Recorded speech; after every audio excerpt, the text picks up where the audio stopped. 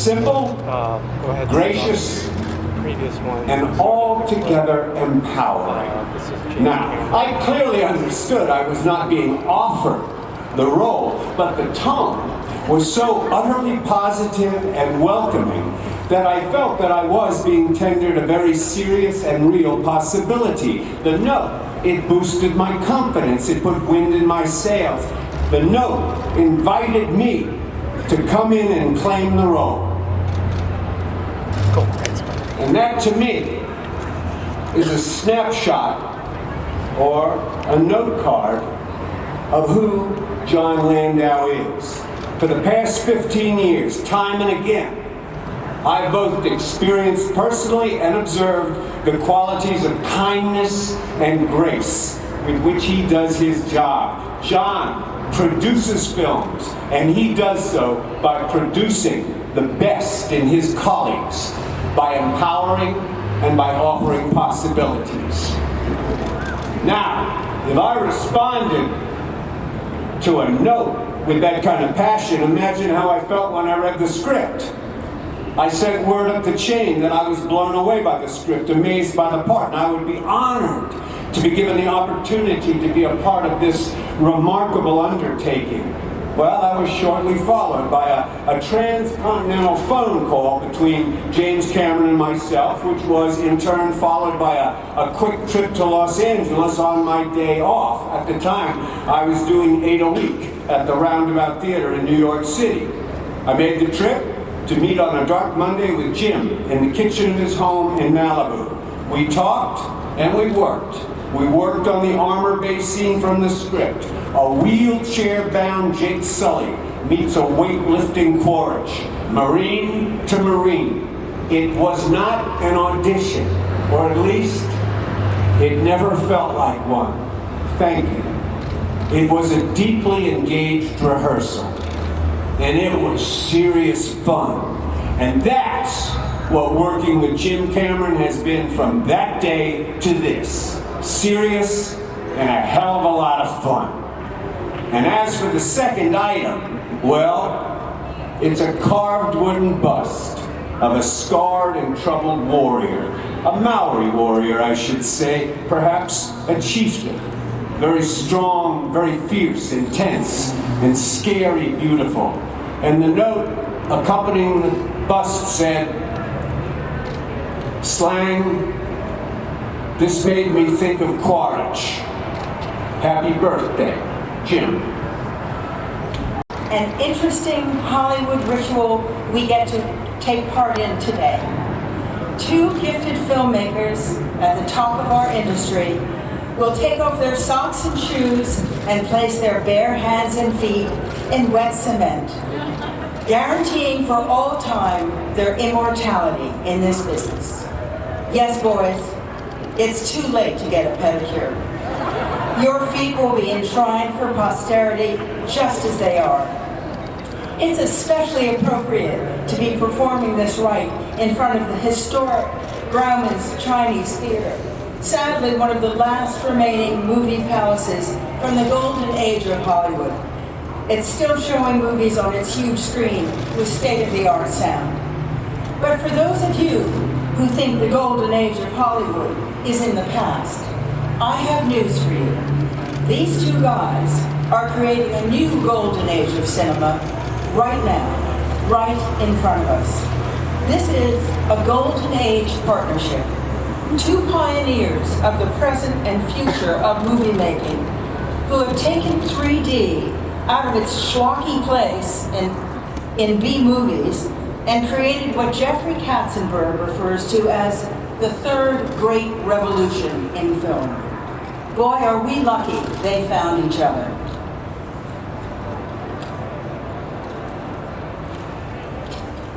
Looking at somebody who, when they were a 7-year-old kid, their parents took them on a trip to California from New York and tried to do all the tourist things possible, from Venice Beach to Disneyland to right here at Grauman's Chinese. And when I went back home in the years that passed, the memory that stayed with me was this one. The one of being here and being that 7-year-old kid going around and putting my hands and feet in the footprints and handprints that were here. And then, in 1997, I premiered a movie here, Titanic. And it was like, oh my God, this little 7-year-old boy is now preparing a movie that they're a small part of at this theater. And I thought that was the end of it all. But today, being here, it touches my heart.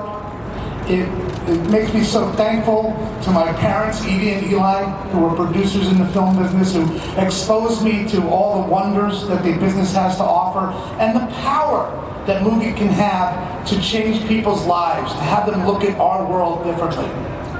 I'm thankful to them. I'm thankful to my sisters, Tina and Kathy, and I'm thankful to my wife, Julie, and my sons, Jamie and Jody.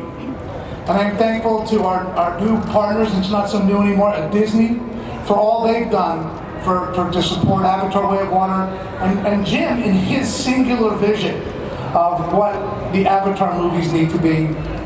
And I'm thankful to this guy next to me for letting me go on the journey with him to help realize the dreams that he has. And as Sigourney Weaver said, we had close to 4,800 people working on the movie. So there are 2 of us up here on stage today, but I look at when we sign down below and put our hands on feet, I'm doing it for every one of the people who worked on our team, who have made Avatar: The Way of Water possible, who made Titanic possible, and all the other movies.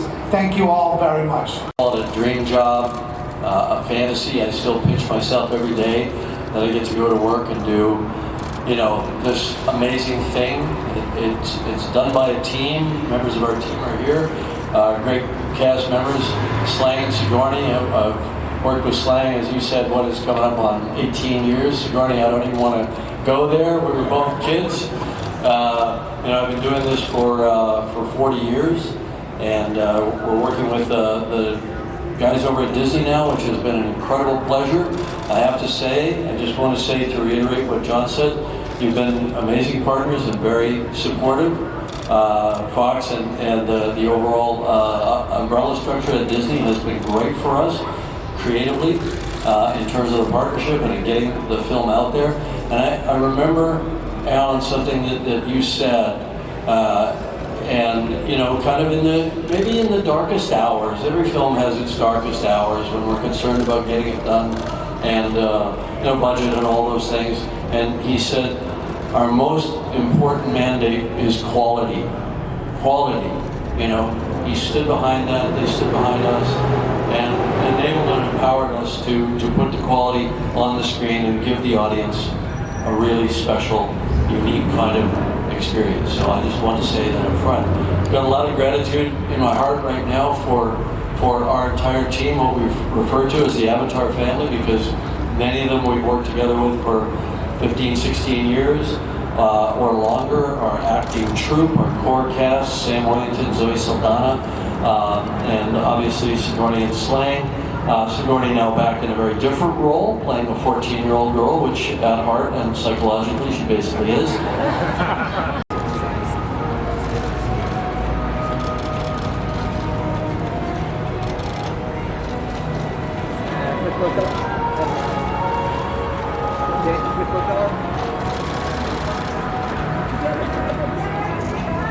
At the same time.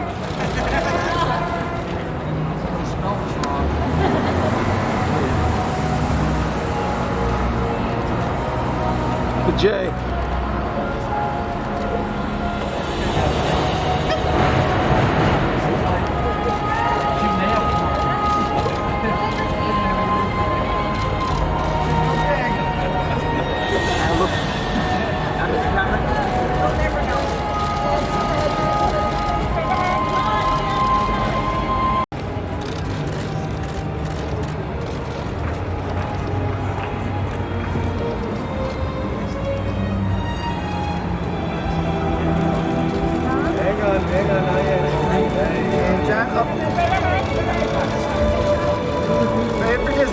And to your left. You know what, together straight ahead.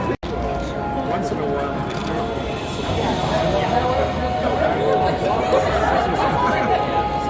Now, how far do you see? You're going to find us in the like about 7.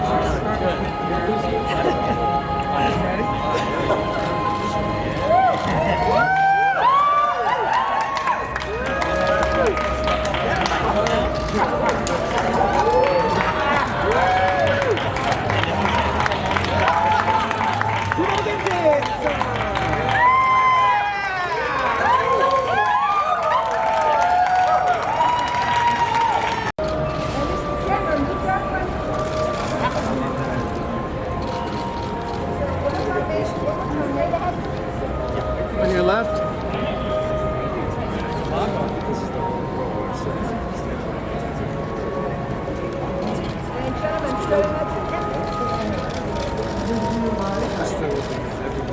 James in the middle. James John. John.